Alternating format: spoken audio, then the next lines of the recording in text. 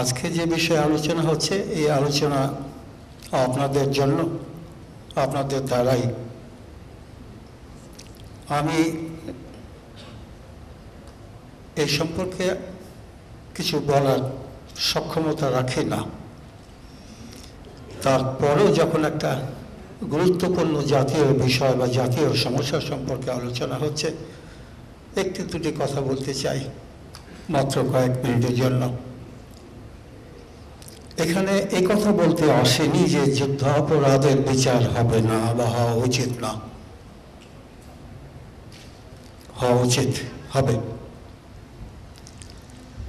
এখানে এও বলতে আসেনি যে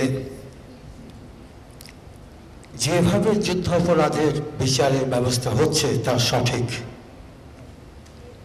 আমাদের জাতীয় ইতিহাসে সবথেকে গুরুত্বপূর্ণ অধ্যায় হল 1971 সালের মুক্তিযুদ্ধ।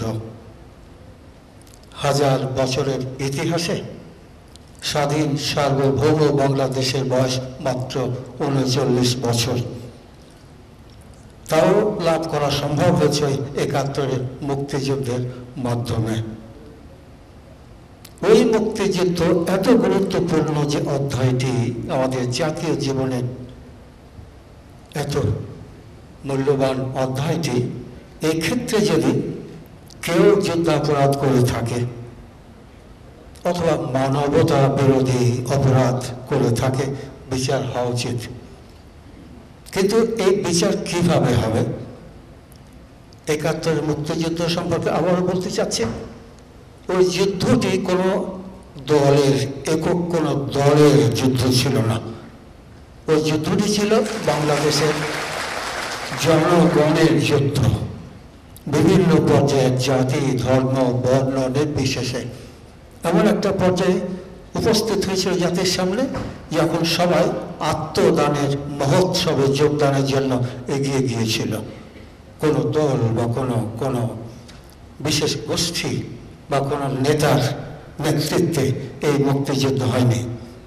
অন্য কথায় আমি যা বলতে চাচ্ছি, যেহেতু মুক্তিযুদ্ধ এত গুরুত্বপূর্ণ বিষয় এবং আমাদের জাতীয় অর্জন, এটা জাতীয় সম্পদ, এটা জাতীয় অর্জন, জাতীয় সম্পদ যদি বলি, এভাবে যদি চিন্তা করি, তাহলে এই জাতীয় অর্জনের বিপক্ষে যারা প্রতিবন্ধকতা সৃষ্টি করেছিল, হোক না ক্ষুদ্র গোষ্ঠী, তাদেরকে জাতীয়ভাবে ট্রিট করার দরকার ছিল। অর্থাৎ এই সম্পর্কে বিচার হবে, কিভাবে হবে, কোন আইনের মাধ্যমে হবে, এই সম্পর্কে একটা জাতীয় ঐক্যমত্য তৈরি হওয়া উচিত ছিল। জাতীয় ঐক্যমত্য তৈরি হলে আজকে যে ট্রাইব্যুনাল গঠিত হচ্ছে, ক্ষমতাসীনদের ট্রাইব্যুনাল, অথবা যে প্রসিকিউশন টিম তৈরি হচ্ছে, এটাও তো ক্ষমতাসীনদের তাদের রাজনৈতিক লক্ষ্য অর্জনের মাধ্যম বলে আমার কাছে মনে হয়। এখনো সময় আছে ট্রাইব্যুনালকে পুনর্গঠন অথবা প্রসিকিউশন টিমকে নতুনভাবে গঠন করা, এবং গঠন করার পূর্বে জাতীয় পর্যায়ে বিভিন্ন দলের, এমনকি জাতীয় পর্যায়ে একটা ঐক্যমত্য তৈরি হওয়া দরকার যে এই গুরুত্বপূর্ণ অর্জন যেটা 1971 সালে, এই অর্জন এককভাবে কারো বা কোনো দলের, কোনো গোষ্ঠীর বা কোনো জোট বা মহাজোট হতে পারে না, হওয়ার কথা না। আর কিছুক্ষণ আগে যে কথা আমার প্রিয় ছাত্র মাহবুবউদ্দিন খোকন বলেছেন, বিচার করতে গিয়ে বিচারের কাঠ গলায় দাঁড়াবেন না যেন। অর্থাৎ মানবাধিকার স্বচ্ছভাবে বিচার প্রক্রিয়া প্রতিপালিত হওয়া দরকার, যাতে মানবাধিকার, বিশেষ করে সংবিধান যা আমাদের জাতীয় জীবনের ক্যাম্পাস স্বরূপ, এটি যেন কোনোভাবে লঙ্ঘিত না হয়। এদিকে দৃষ্টি দিয়ে যদি অগ্রসর হওয়া যায়, তাহলে আর বলার কি থাকে। যখন মুক্তিযুদ্ধ চলছিল তখন কিছু বিপদগামীকে তো আমরা দেখেছি। আমার নিজেরও অভিজ্ঞতা আছে, ঢাকা বিশ্ববিদ্যালয়ের অ্যাসিস্ট্যান্ট প্রফেসর, জুনিয়র শিক্ষক ছিলাম, লক্ষ্য করেছি, দেখেছি এই ফিউ বিপদগামী। তখনও তারা শক্তিশালী ছিল না, এখন কতটুকু শক্তি অর্জন করেছে আমি জানি না। আমার মনে হয় না এই জাতির সামনে মানে ওইভাবে কথা বলার স্পর্ধা দেখাবার কোনো সুযোগ তাদের হওয়ার কথা না, এখনো না। যা হচ্ছে এর একটা রাজনৈতিক ডাইমেনশন আছে। এই রাজনৈতিক মাত্রাটাকে আর একটু সংকুচিত করে লিগ্যাল আসপেক্টের দিকে যাওয়া দরকার। যেভাবে আমি দেখেছি, দেখার সুযোগ পেয়েছি আর কি, এই ছোট্ট যে বইটা তৈরি হয়েছে আর কি, যে প্রত্যেক নাগরিকের বাংলাদেশের কিছু মৌলিক অধিকার আছে, মৌলিক অধিকার বাদ দিয়েও মানবাধিকারের প্রশ্ন জড়িত আছে।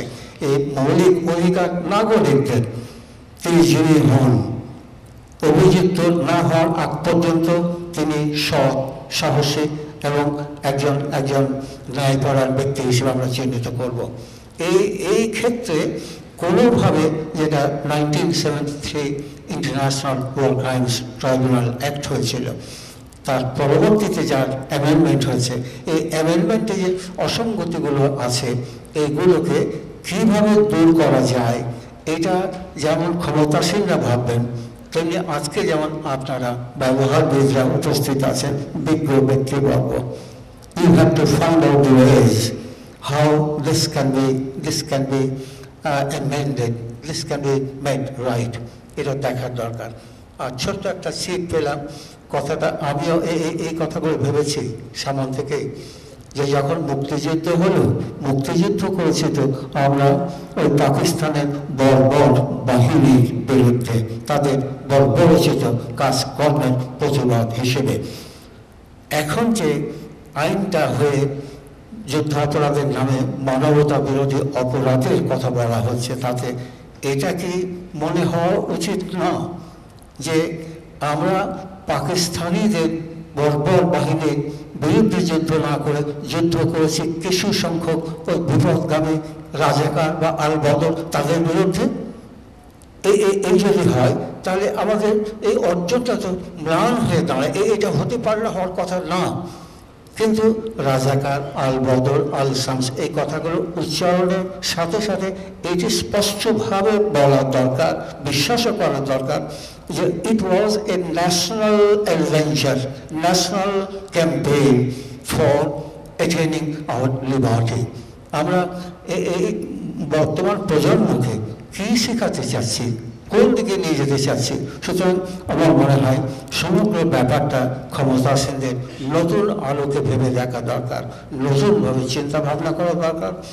জাতীয় পর্যায়ে একটা ঐক্যমত্য প্রতিষ্ঠা করে ওই ট্রাইব্যুনাল গঠন, প্রসিকিউশন টিম, এবং যে অ্যাক্ট 1973 যে অ্যামেন্ডমেন্ট হয়েছে, এই অ্যামেন্ডেড অ্যাক্টকে নতুনভাবে যে আন্তর্জাতিক বিচারের জন্য উপযুক্ত এভাবে তৈরি করা দরকার।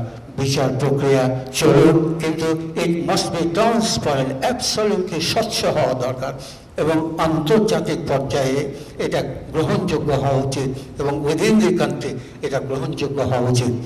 আমরা কাছে ঘরে বসবাস করছি, বিভিন্ন পর্যায়ে আমাদের বাইরের দিকে তাকাতে হয়, বহির্বিশ্বের দিকে আমাদের দৃষ্টি দিতে হয়। এমন কিছু না করে বসি যাতে একটা জাতীয় পর্যায়ে ভালো কিছু কাজ করতে গিয়ে একটা ভয়ঙ্কর একটা দুর্বিপাকে পড়ে গেলাম। এই কাজটি যেন আমরা না করি।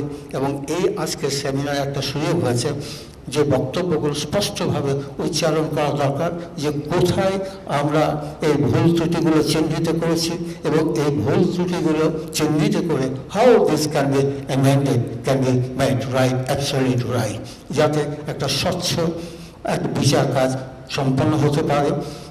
আর একটা কথা আগে থেকে সাবধান করে দেওয়া ভালো, যে এই যে রাজনৈতিক ডাইমেনশন আছে, অর্থাৎ রাজনৈতিকভাবে প্রতিপক্ষকে হেয় করা বা তাকে ঘায়েল করার প্রক্রিয়া এই বিচার কাজের সাথে যেন কোনো ক্রমে সংশ্লিষ্ট না থাকে, এই কথাই বলার জন্য আমি এসেছিলাম অসুস্থ অবস্থায়।